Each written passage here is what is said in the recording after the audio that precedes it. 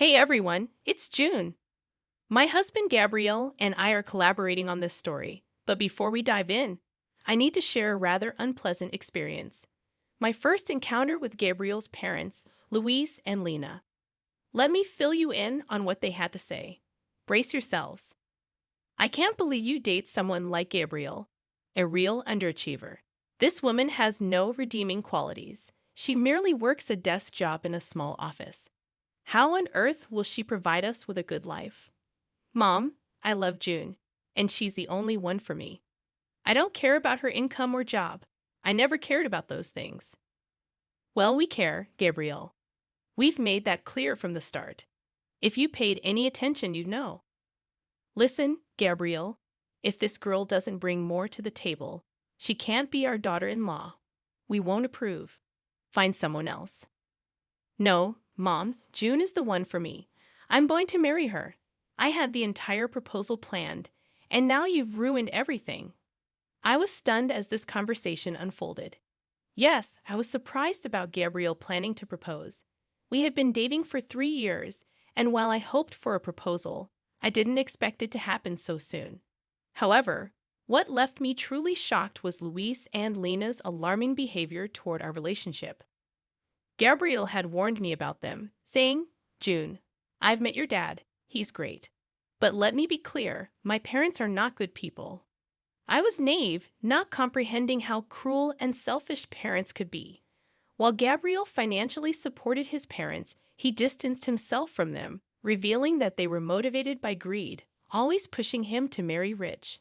The day I met his parents, I realized how true his words were.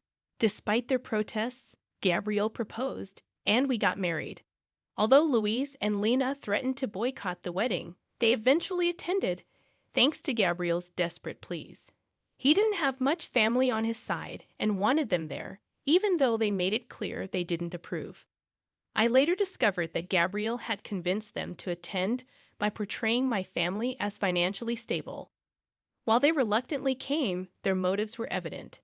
They made it a point to remind me. Just so you know, June, we still don't approve of this marriage. Gabriel is a successful man, and we expected more from him. He really disappointed us by not marrying rich. We wouldn't have come if we thought you had nothing. Thank God your father at least has something to his name.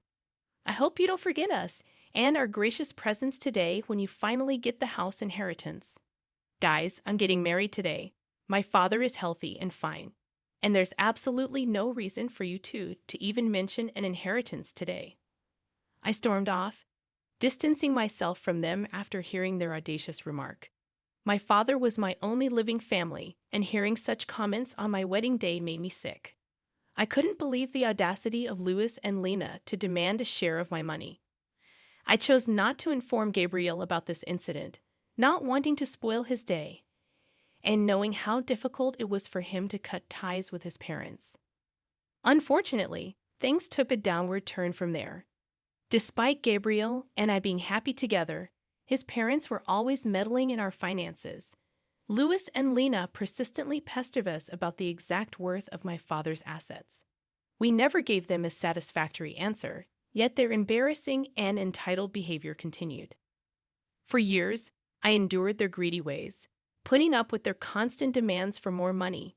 They fabricated excuses and guilt-tripped us when we tried to refuse. Their comments about my inheritance never ceased, but I chose to ignore them. The situation hit rock bottom when my father was diagnosed with aggressive cancer, and his time was limited. Living far away, we flew to visit him a couple of times. Louis and Lena were displeased, saying we shouldn't waste money on frequent visits since my father was in hospice and wouldn't live long anyway. I vehemently disagreed, asserting that visiting my dying father was not a waste of money. What we did with our finances was our choice, and Louis and Lena had no right to dictate. Their lack of support and covert requests not to visit my father infuriated me.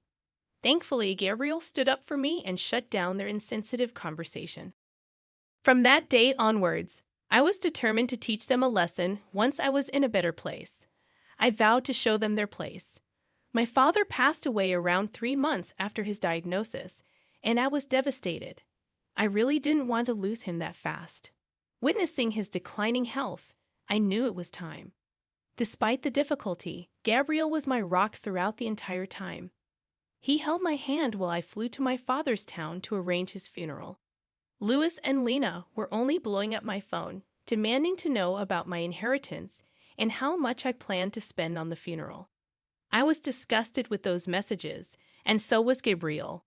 However, we didn't do anything at the time, both agreeing that they would be served their just desserts after we returned home from the funeral. As predicted, Louis and Lena showed up as soon as Gabriel and I returned home. After entering the house, they started to hound us with questions. So the funeral is finally over. God, I've been dying to know what you got in the inheritance. Your father must have left you the house. What are you even talking about, Lena? How does my inheritance concern you in any way? I just came back from my father's funeral, and this is what you ask. Oh, please, June, don't be such a spoiled sport. Ever since Gabriel married you, we've been wondering why he did it. I mean, you don't have a great job, and neither are you beautiful. What did he ever see in you? Me and Louis guessed that it must be because of money. Mom, what is wrong with you? How can you even insult me and my wife like that? We married each other for love. I have told you this countless times. At least have the decency not to bring it up today. Gabriel, there's no reason to be so dramatic. We're simply asking her a question. Your wife can just answer us and satisfy our curiosity. We don't mind if you married June for money. In fact, we would be happy to know that you've bagged the great prize. You are truly horrible parents to accuse your own son of being a gold digger. You two are insane. I wonder how a great man like Gabriel was born to such disgusting people. Enough with the small talk, June. Tell us what you got in your inheritance. This is the day I was waiting for. Your father must have left you something. Gabriel told me that he lived in a big house. You could just tell now and buy us a house instead. We will make great use of the money. Besides, we are your parents now. Hearing this made my blood boil, and I seethed with rage while Gabriel looked at his parents in disbelief. Even he couldn't comprehend the fact that his parents could be so greedy and selfish. My father wasn't even dead for a month, and they were already planning to spend my inheritance on themselves. Hell, they even started to call themselves my new parents. At that point, I knew I had to do something. For years, I had put up with them for Gabriel's sake. But today was the day for a change. I wanted to show Gabriel just how bad his parents were, I said. Actually, my dad didn't have the house in his name when he died. I'm sorry to tell you that he did own that house for a long time, but he had to let it go for reasons. What? So you're telling us that your father didn't even own his house anymore? No, like I said, he owned it a long time ago. He had to let go of the house very recently, so no, I did not get the house or any inheritance, as they say. Oh my God, so your father was a poor man after all. I knew you were too cheap to be wealthy. Your father couldn't even keep his house till the end. That poor man died with no house under his name. Leave our son, as you're good for nothing. Mom, our marriage isn't over just because she didn't get an inheritance. You can't just ask her to leave me because of a stupid reason like that. Don't speak over us, Gabriel. We won't allow you to continue this marriage anymore. You have disappointed us by marrying into a poor family. You didn't once think about how you could keep your parents happy. I'm ashamed to have a son like you. June, I'm sure you must have trapped my son into marrying you. People like you can use cheap tricks to lure men. Your final plan was to cut us off and enjoy my son's money alone. Well, guess what, June? I won't let that happen. Louis and Lena started to harass Gabriel to give me a divorce and leave. They told him that he should marry a rich girl so that my in-laws could live the life of luxury they always wanted. Gabriel was getting upset and started to break down. I knew that I had to take the opportunity to help him make a decision. Gabriel, are you going to let your parents do this to us? I have put up with their gold-digging ways for a long time now. I didn't open my mouth because you felt guilty cutting them off. Are you still going to continue to keep them in our life? I don't think we can come back from this. June, I've had enough as well. Mom, Dad, Today you have shown me just how bad you are. For years, you have used me to fulfill your dreams. I won't tolerate this anymore. Don't be stupid, Gabriel. This girl would influence you and take you away from your family. We are doing this for your own good as well.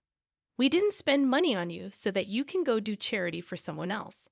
You need to divorce your wife and start afresh. There is still time for you to get a rich wife. We will help you. This time you have made too many mistakes on your own. No, I won't leave my wife because she didn't get an inheritance. I'm done being a puppet in your hands. I will stay with June. You two won't be allowed in my life anymore. What will you do by keeping June in your life? This is not what we ever wanted. She's totally unworthy of you. If you stay in this marriage, we don't want anything to do with you anymore. We won't help you when she robs you and leaves you destitute. Seeing Lena and Louisa's horrible behavior, I finally decided to reveal the truth to them. I knew that telling them about my true net worth would make them beg and plead at my feet. I wanted to go all out on them. I wanted Gabriel not to regret his decision in any way, so I said, "There will be no need for that, guys. I don't need to rob Gabriel and take his money. I have plenty of money on my own, and I will take care of Gabriel just fine without your help. Look who's talking. You don't have to lie to us to make yourself look better, June. We know the truth. Yes, the truth is that you are the daughter of a poor man, and you don't work a good enough job to make lots of money. In a few months, you will go after Gabriel's money once you are destitute." Well, actually, I am not a poor man's daughter. I have 50 million in my bank account. No, I didn't earn it from my job. Rather, I got it from my father. That is impossible. Your father didn't have anything in his name. You said that yourself. Don't try to fool us, June. We can see through your lies. It won't work for us. We will make sure you divorce our son and leave him to us. I smiled at them and then looked at Gabriel. He was still looking very upset, but gave me the signal to go ahead. He knew me inside out, and so he knew what was coming. I opened my bank account and showed them my bank balance. Louis and Lena took one look at it, and their eyebrows shot up to the sky. They looked at each other and said, "No, no, no, this is impossible. You must have fabricated these bank statements. You said you didn't get an inheritance. How? You even said that your father didn't own his house till the end. Where did this money come from?" What I didn't tell you was the fact that my father owned a big ranch where he lived. He sold the ranch and the house before he died. He gave me an early inheritance before signing himself into hospice. He didn't want me to use my own money for his care. He wasn't like you too. Louis and Lena couldn't believe what they saw. Even my words didn't sound true to them. So they asked Gabriel for the truth. When he confirmed what they saw, they went quiet for a minute and looked at each other again. Then suddenly, they changed their tune completely and said, "Oh, this is such great news. Here I was thinking that my son made a huge mistake.